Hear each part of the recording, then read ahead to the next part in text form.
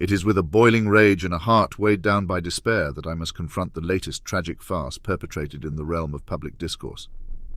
Alex O'Connor, a young, impressionable, and undoubtedly promising mind, has, in his reckless naivety, bestowed an unearned legitimacy upon one of the most insidious charlatans of our time, Dr. Jordan B. Peterson.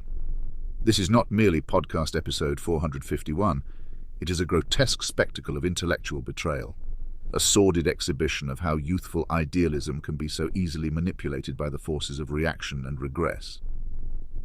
Let's call this abomination by its name: navigating belief, skepticism, and the afterlife. A more fitting title would be Navigating the Swamps of Intellectual Deceit and Moral Cowardice. For that is precisely what this episode represents: a descent into the depths of obfuscation and mendacity, a carnival of logical fallacies dressed up in the tattered robes of academic discourse. O'Connor, in his tragic innocence, is led like a lamb to the slaughter, utterly unprepared for the cunning sophistry of Peterson, a man who has perfected the art of appearing profound while spouting the most pernicious drivel. Peterson is not just a controversial figure. He is the standard-bearer for a global movement that seeks to drag us back into the dark ages of ignorance and bigotry. Cloaked in the language of Jungian archetypes and biblical exegesis, he provides intellectual cover for the far right, emboldening those who would undermine progress, equality, and the very foundations of Enlightenment thought. His discourse is a poison, designed to erode the very fabric of rational inquiry and replace it with a miasma of myth and mysticism. From the very start of this so-called discussion, the air is thick with the stench of bad faith. Peterson, with his characteristic smirk, sets the tone with a disingenuous flurry of redefinitions and equivocations. He constructs a false dichotomy between belief and fact, muddying the waters until one can barely discern up from down. His assertion that fact reflects the real but so does fiction is nothing more than a cheap parlor trick, an equivocation that conflates empirical reality with symbolic truth. It is a tactic designed to confuse, to make his audience question the very nature of truth itself, thereby paving the way for his regressive ideology. O'Connor, in his youthful exuberance and a misplaced sense of fairness, engages Peterson on these terms, unwittingly legitimizing his opponent's deceptive tactics. It is a classic case of bringing a knife to a gunfight. And Peterson, ever the seasoned rhetorician, exploits this naivety with ruthless efficiency. He leads O'Connor into a labyrinth of pseudo-philosophical musings on the nature of God, belief, and reality, where clarity is sacrificed on the altar of obfuscation. Consider Peterson's ludicrous claim that belief in a religious sense is fundamentally different from belief in a factual sense. This is not a profound insight.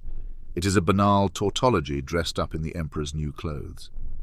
Peterson's purpose here is clear: to erode the distinction between empirical evidence and religious conviction, thereby legitimizing the latter as a valid form of knowledge. This is not scholarship. It is sophistry of the highest order, a grotesque mockery of the principles of critical inquiry and intellectual honesty.